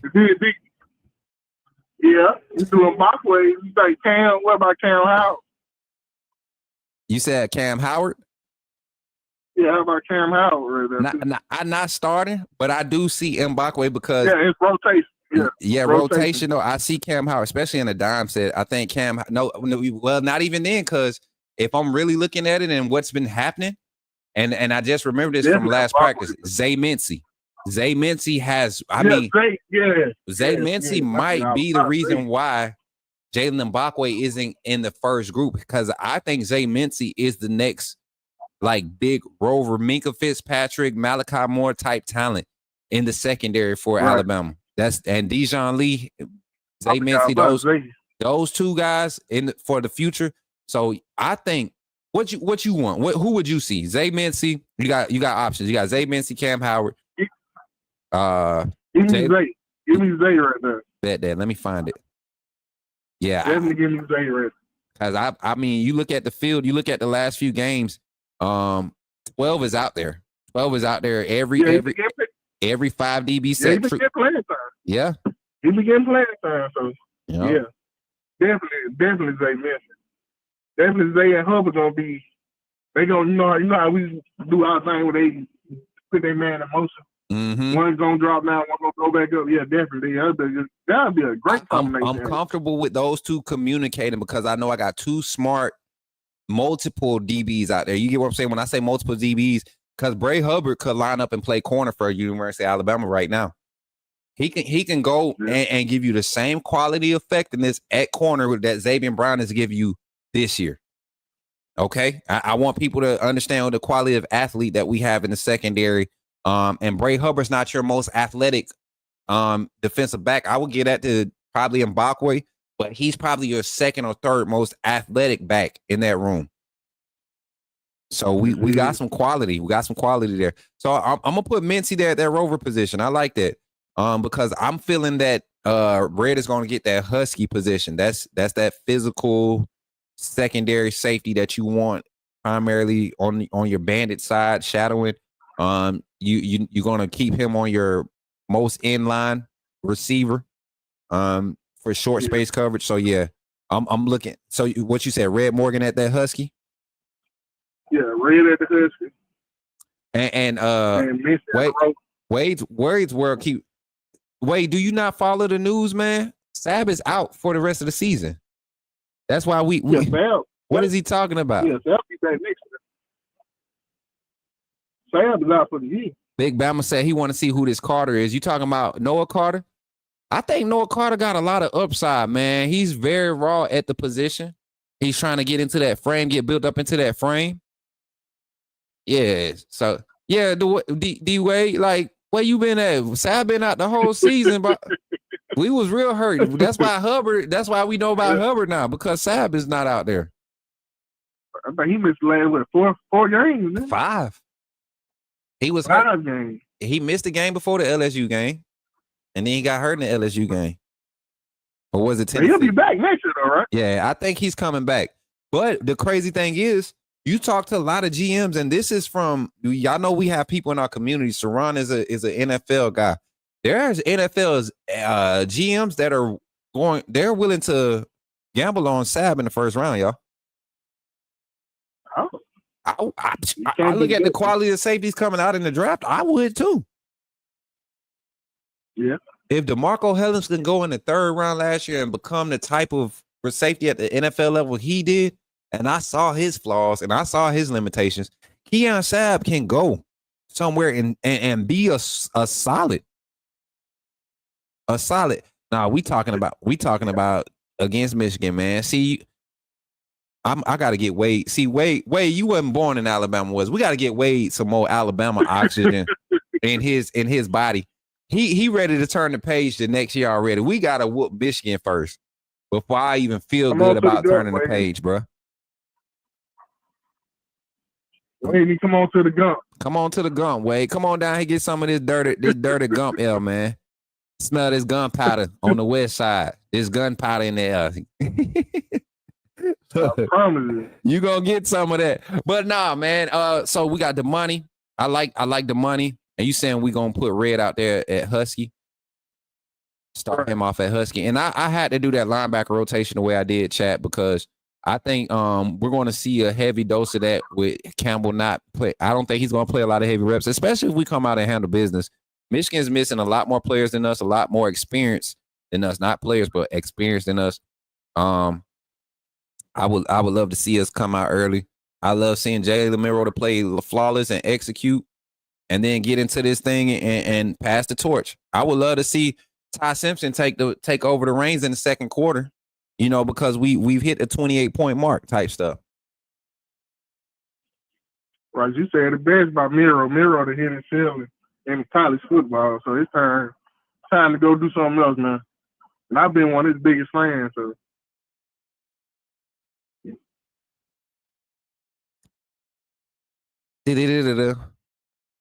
Let's do this, man. Red Morgan right here at the Husky. Bray gonna be our free safety. We know that. Bray gonna be our free safety. There ain't no questions about it. He is if we had to give a most improved or the unsung hero of the season award, Bray Hubbard changed the whole style of defense we was able to continue to play. He kept us on track to be able to develop on time for what Kane Womack wanted to do with his style of play calling on the defensive side. Bray Hubbard was the reason why we was able to play a lot of single high and let our corners be corners this last part of the season, this last stretch. So I'm glad, and he benefited from playing against a few incompetent quarterbacks, a few less talented quarterbacks, but he still made impact. It wasn't like he was just out there watching overthrows happen. He had 3 picks in 4 starts. He covered a lot of ground back there too. Hey, Big Bama said it in the chat. He said, Red only needs speed work this off. That's it. That's Bama. If you ask anybody from Phoenix City, Alabama, that's watched this young man play since the 8th grade, 9th grade, he's never been fast. And it's crazy because the young man ran track. I think he ran a 2 and a 4, so you really don't have to be like quick speed for those. I ran 400, and I was a 4.5 coming out of high school. I was a 4.54 coming out of high school. I was no burner by any means. 4.5. As a matter of fact, I ran a 4.58 at my preferred walk-on workout. I ran a 4.58. Year and a half removed from my ACL. Man, I had dudes at that workout. They was running legit 4.42s, 4.43s on grass. We was at Shakespeare Park in Montgomery doing a tryout. Yeah. That's how old it is, bro. Let me tell you. Human I ever seen, though. The fastest human I seen on a football field was Chad Jackson. He went to Florida, Yep. Louisville. Man, that man, I said, oh my! I seen him take a wide receiver screen to the house in no time. I'm looking like, I was like, what is that? Oh, hey, Wade said something. He said Bray Hubbard easily replaces Downs. I will concur with that. I will concur with that. You know what else though? Wade, I would have even went as far as to say this. If Jake Pope had stayed at Alabama instead of transferring, we wouldn't know who Bray Hubbard is. Jake Pope last year was just as good as Caleb Downs. I mean, IQ, the speed. I think the only difference you probably had with Caleb Downs is just his natural athleticism. But Jake Pope was, to me, if you took skin color away from it and just put pads on, you probably saw the same player on the field. Caleb Downs probably a step quicker than Jake, but pure athleticism, frame and everything, they match up. I mean, similar style player and everything, and quality of ball they played in high school. Jake Pope played that same quality of ball that Caleb Downs, same as Bray Hubbard. These guys come out of some quality programs in the state of Georgia. So it's not a surprise to see guys like them thrive. So, but yeah, I think honestly, if we had Jake Pope, we probably would have never seen Bray Hubbard, or it probably would have never been a Keon Sapp situation coming to Bama. Yeah, you're right about that. Because we didn't get Sapp until after Pope left. So, yeah, and Pope is back in the portal. Facts, Wade. Pope is back in the portal. So let's go over this lineup before I let 334 Big Homie off real quick. Big Homie, we're going over this lineup, man. Start from the D line, and you tell me. You know, we green is good, red is no. And if you say red, we might replace him. But you said you good with the D line, so we ain't worried about it. LT Overton starting at Bandit, the interior defensive lineman, and I don't know how they decipher, because these are interior defensive linemen. They play both tackle and nose guard, which are eerily the same one. His alignment is based off the center. He doesn't go outside the alignment of the center. Then the other is based off in between center and tackle alignment. So that's the difference between. Right. But Tim Keenan, Tim Smith, those interior defensive linemen, however you want to flop them, left, right, left, nose, tackle, whatever you want to call it. Then Quay Russaw rounding out that wolf. That front four, that 4 of our 4-2-5 sound good to you, Big Homie? That sounds good to me, right there. All right. And then you brought the inside linebacker rotation that I feel like this is probably a perfect setup for how we want to see this thing transition, because you're going to find out who's going to slide into Jahad Campbell's position, or who's going to have the first chomp at it before Nikhil Green gets a chance at it, the transfer, right? You're going to find out who's going to get a real look in this game, whoever is coming in and getting Jahad's rep. So you look at it, Justin Jefferson, Jahad Campbell starting, but then you had Justin O and Sterling Dixon, a constant rotation we've seen throughout the season. You picked those two to come in, but you also said, don't forget our boy Jeremiah Alexander. Yep. All right, so I like that. And chat, secondary starting group, I think we're going to see a heavy dose of these guys with one or two getting some quality rotational reps. But from left to right, ISO corner, Damani Jackson. Probably going to see him get a farewell bow out type moment, and maybe we see Jalen Bakwe go and get the full-time reps at that ISO like he did when Damani went down in the season, right? Red Morgan playing that Husky position, your strong safety, run support, underneath coverage style safety, right? Something he strives in. Going over top, looking at Bray Hubbard at free. Looking at Zay Mincy to come out at Rover. Number 12 is probably the surprise, probably not the popular pick because he's clearly forgotten, you know. But if you look at the last few games, look at his impact. And then to round out this starting lineup for Alabama versus Michigan, we got Xavier Brown at the boundary corner and doing his thing as a true freshman, showing that impact, man, being an impact player like he was in high school, man. So, Big Homie, final thoughts on this lineup and give me kind of a synopsis of this defensive performance going into this Michigan game. What you expect from him, man? I think we're going to see some flying around. I think our linebackers going to fill the gap to help try to stop that run. And I think our secondary going to hold it down on the back end.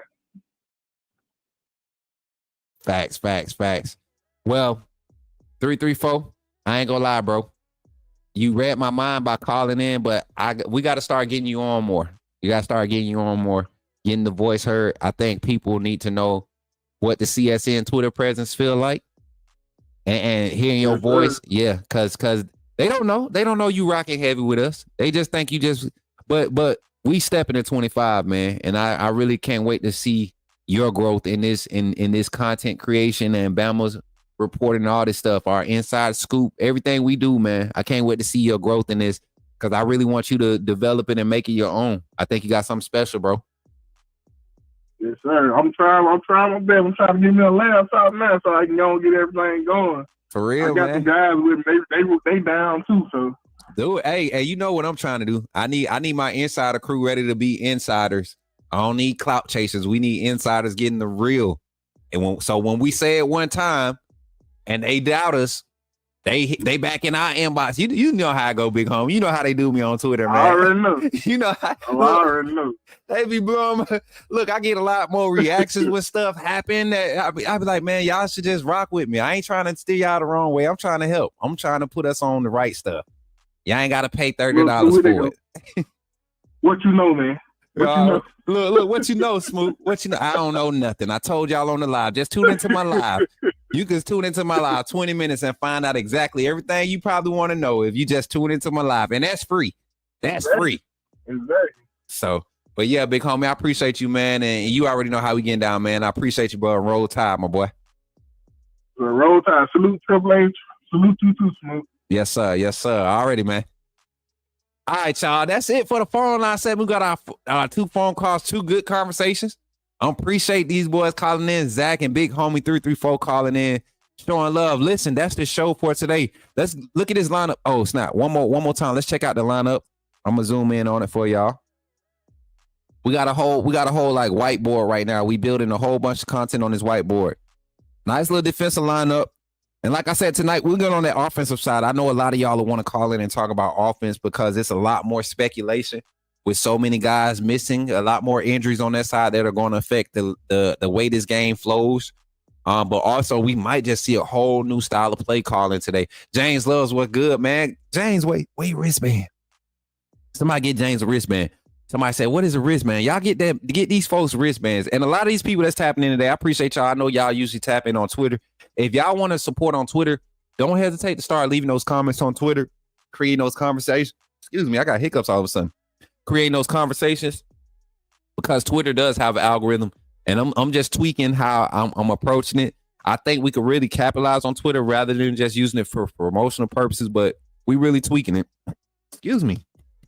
Hiccups, y'all. But with that being said, y'all, great calls today. Great show. I would hope that I was able to give you all something to look forward to as we continue to produce content today. Like I said, I will be live. If you catch it live, come and check out what we're doing. We'll be doing film review.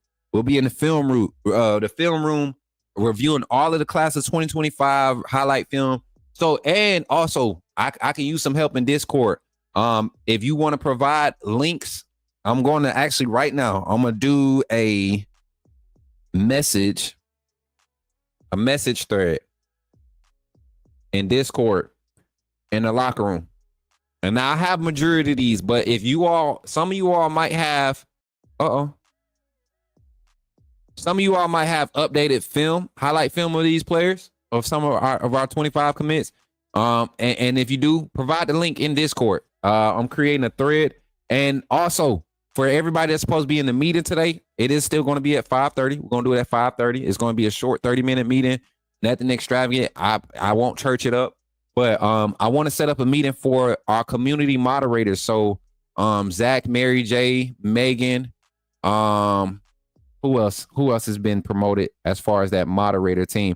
MJ, you guys, I want y'all to kind of get in the mod chat and kind of talk amongst each other and see when it'll be a good time between now and Sunday evening for us to jump up in Discord and do our meeting for our social media push for 2025.